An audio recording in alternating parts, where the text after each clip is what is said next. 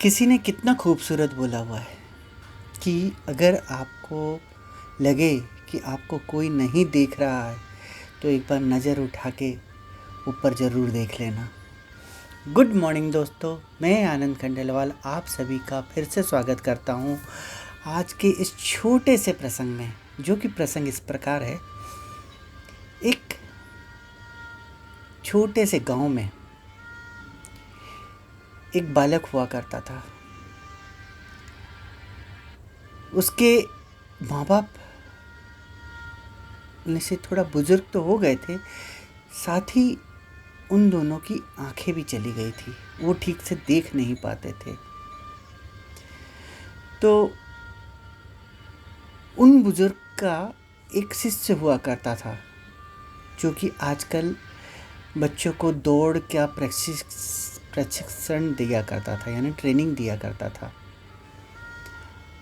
तो वो बालक को भी दिल से उस ट्रेनर ने ट्रेनिंग देना शुरू किया, उसको एक अच्छा धावक बनाने का निश्चय किया।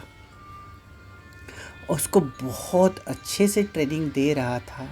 साल भर के ट्रेनिंग के बाद गांव में जो दौड़ की प्रतियोगिता हुई, उसमें वो छोटा सा बालक बड़े से बड़े लोगों को भी हराकर आगे बढ़ चुका था। पूरे गांव वाले तालियां बजा रहे थे, मगर अभी ट्रेनर संतुष्ट नहीं था। उस बालक को खुशी हुई कि वो कुछ कर दिखाया है। अब ट्रेनर ने उसे आगे और बड़े स्तर में ले जाने के लिए शहर गया। वहाँ पे बहुत सारे गाँव के धावक आए हुए थे, उनके बीच में भी उस बालक को दौड़ाया गया, मगर वहाँ पे भी वो सफल रहा और वो वहाँ पे भी प्रथम आया। सभी खुश हो रहे थे, सभी उसकी शाबाशी दे रहे थे, मगर ट्रेनर अभी भी नाखुश था। अब वो उसे अगले पड़ाव पे लेके गया ट्रेनर ने। अब अंतर्राष्ट्रीय स्तर पर उसे भगाना था, तो राष्ट्रीय प्रतियोगिता में उसको ले जाके दौड़ाया। वहाँ पे भी उसने प्रथम आया। प्रथम आके सभी लोगों ने बोले कि नहीं, इस बालक में कुछ है, क्योंकि ये मेहनती है, ये कर सकता है, कुछ कर दिखाएगा।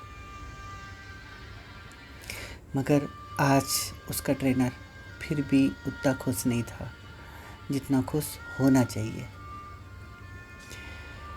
अब सबसे बड़ी बात यह है कि उस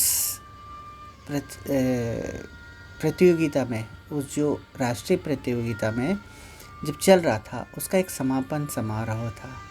उसमें सारे लोगों को भागना था, जो भी भागना चाहते थे, जो भी उस रेस में हिस्सा लेना चाहते थे।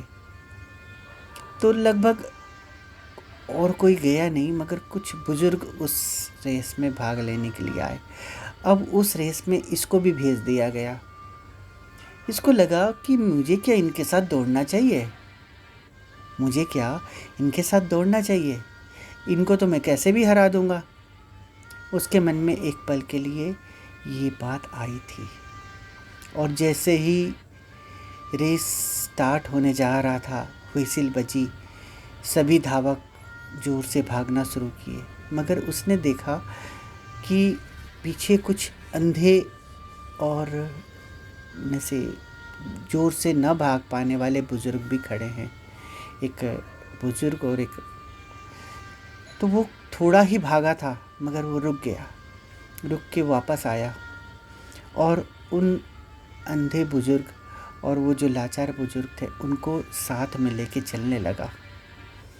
धीरे धीरे धीरे धीरे चल रहा था, उनको साथ में लेके चल रहा था।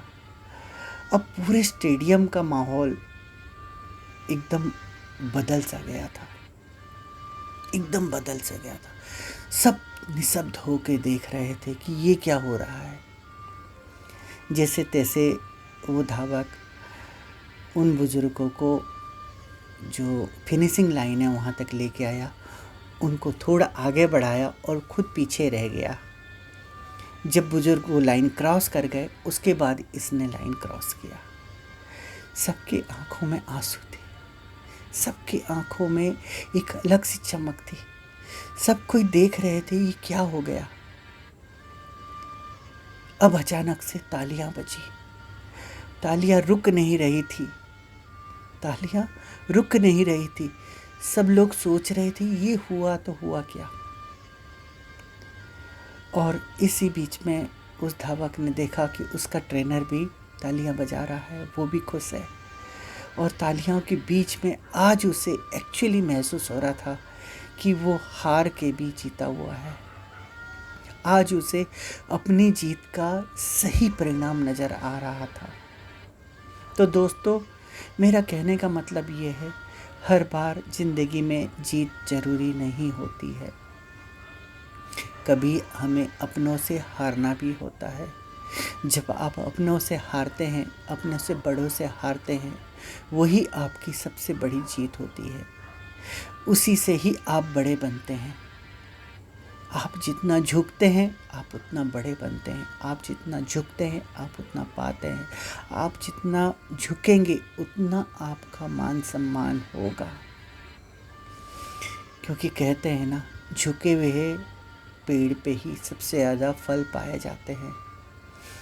तो झुका हुआ इंसान भी सबसे ज़्यादा देने लायक होता है। वही एक इंसान ऐसा होता है जिसकी सराहना हर जगह होती है। तो उस बालक की जीत के तरह आपको भी अपनी जीत बनानी होगी। आपको भी एक अलग मुकाम अपना बनाना होगा और शालीनता से, संयमता से, थोड़ा झुक के, थोड़ा नम्र होके इस जीवन को आसानी से जीना होगा। कैसा लगा आपको आज का प्रसंग? दिल से कमेंट्स कीजिएगा।